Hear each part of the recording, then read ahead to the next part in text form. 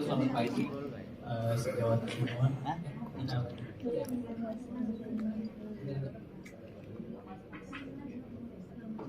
Saya di depan aja. Saya dari FKUI.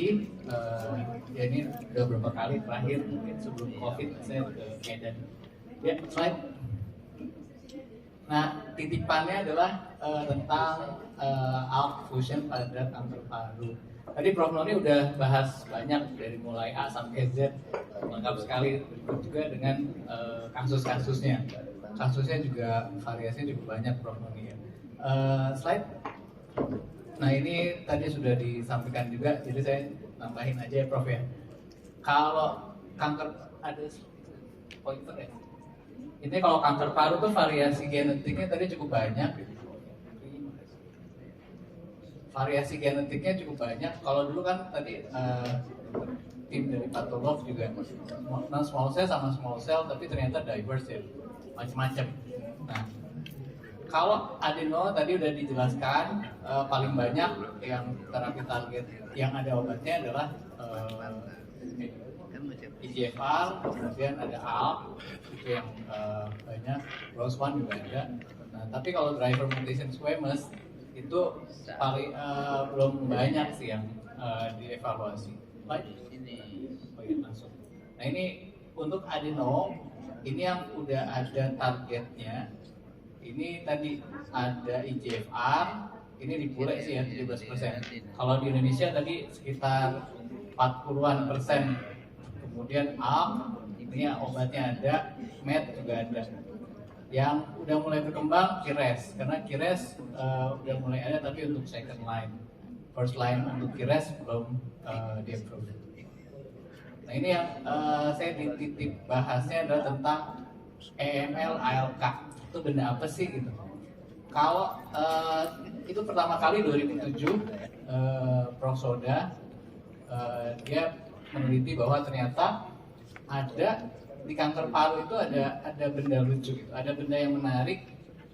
Dia periksa NGS, kemudian ada dua gen ini jadi satu nempel, gen EML sama gen ALK. Jadi itu dua gen yang nempel jadi satu sebenarnya. Nah, ini contohnya pada tikus, dia buat konstruk di tikus. Sel kanker parunya dimasukin gen itu. Kalau EML aja, tumornya nggak tumbuh di tikus. Kalau tumornya itu dioprek terus cuma dikasih di ekspresinya ALK aja, juga nggak tumbuh. Tapi kalau di dua, EML-nya ada, ALK-nya juga ada, dia tumornya gede. Itu yang tahun 2007 sebenarnya sudah dilihat. Nah, ternyata kalau diperiksa lagi, ini ada dua gen. Sekali lagi, kalau ini bukan mutasi, ALK itu bukan mutasi, bukan seperti EGFR. Kalau EGFR dia mutasi itu kelainan gennya ada ekson berapa, kemudian satu titik jadi error, itu mutasi. Tapi kalau ALK sama EML itu dua gen yang jadi satu, jadi bukan mutasi, kita sebutnya fusi. Nah, ini contohnya. Yang biru adalah EML, yang merah adalah ALK. Sebenarnya dia dua gen yang letaknya berjauhan. Tapi pada kanker paru yang spesial ini, dia deketan, nempel malah, jadi fusi. Jadi ini nanti juga aplikasi klinisnya untuk pemeriksaan nggak bisa cuma periksa ALK doang, tapi dia harus bisa satu paket. IHK jauh lebih kelihatan atau FISH. Nah, jadi ini fusi gen. Jadi bukan, sekali lagi, ALK itu bukan mutasi, tapi dua gen yang jadi satu. Nah, bisa fusi, bisa translokasi. Nah, prevalensinya itu 2-7%. Tadi Prof. Elisna bilang 12% di data di Indonesia. Nanti kita lihat aja apakah sebanyak itu. Yang menarik, pasien kanker paru dengan ALK fusion itu lebih muda. Ini sama di Jepang. Nah, ini ceritanya. Ini kromosom 2 ya. Nah, tadi si yang normal dia tuh si gen AML sama ALK itu posisinya beda. Di lokasinya, di titiknya beda. Nah, kalau pada si fusi dia tuh nempel jadi satu.